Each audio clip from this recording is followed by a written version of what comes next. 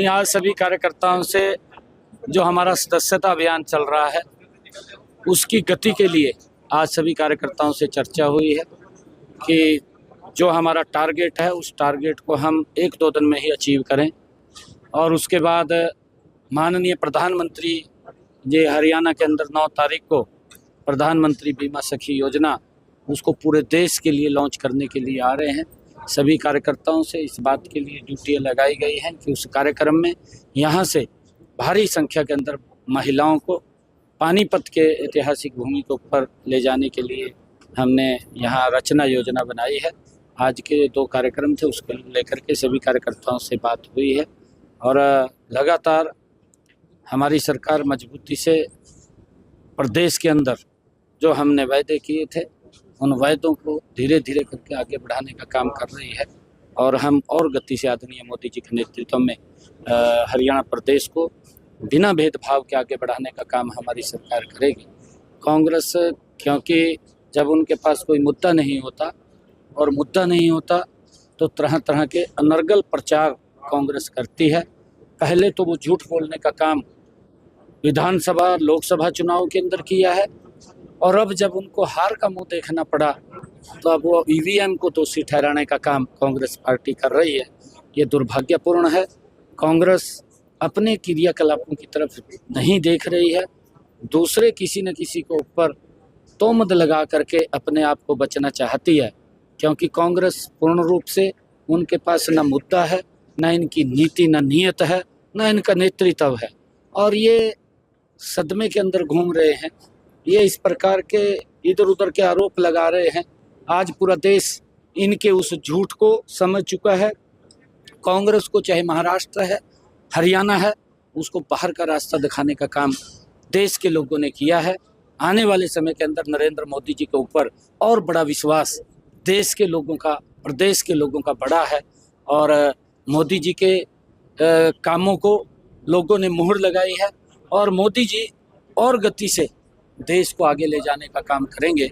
आदरणीय प्रधानमंत्री जी का जो विजन है कि 2047 तक विकसित राष्ट्र बने, उसको लेकर के हम गति से काम करेंगे। कांग्रेस मीटिंग कर रही है। कांग्रेस की बाहर के बाद CWC की मीटिंग हो रही है दिल्ली में।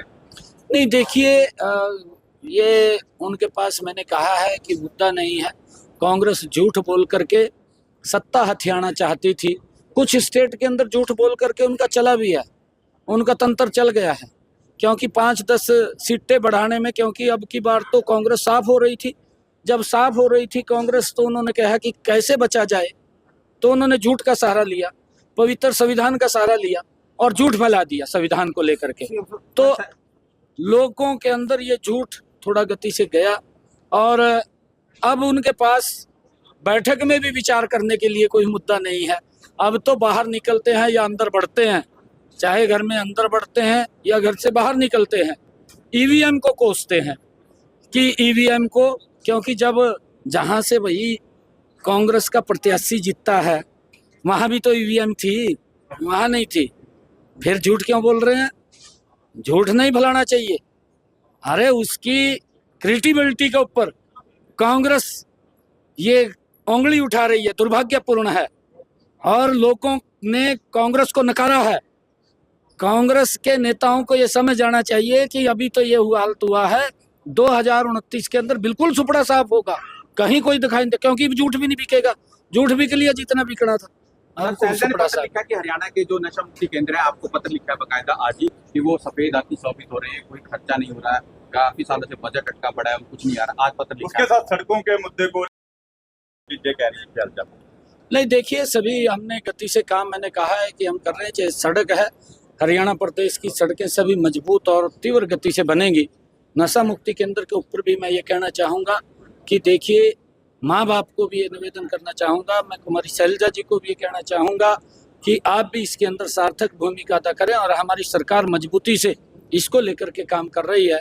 ऐसा नहीं है, नशा मुक्ति केंद्रों के अंदर जो व्यवस्थाएं, सुविधाएं हैं, वो लगातार सरकार देने का काम कर रही है। अगर कहीं कोई विशेष किसी के अंदर दिक्कत है वो हमें लिख करके भेजे तो हम उसको पर तुरंत कार्रवाई करेंगे।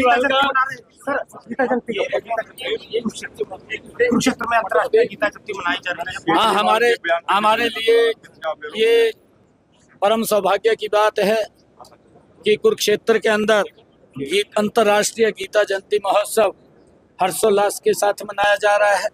5 तारीख हमारे महामहिम राज्यपाल महोदय ने उसका शुभारंभ किया है और 11 तारीख तक ये गीता जयंती महोत्सव चलेगा। इस बीच में हमारे जो पार्टनर कंट्री है, जो पार्टनर स्टेट है, उनके कल्चर और उनके जो ट्रेड के काम, बिजनेस के जो कार्य हैं, उन सब को लेकर के यहाँ चर्चा और कुछ संगोष्ठियाँ, बुद्धिजीवियों के, संतों के सम्मेलन और हमारे बच्चों का एक बहुत बड़ा कार्यक्रम उसके 5 अंदर। तारीख को आप भी पहुंच रहे हैं।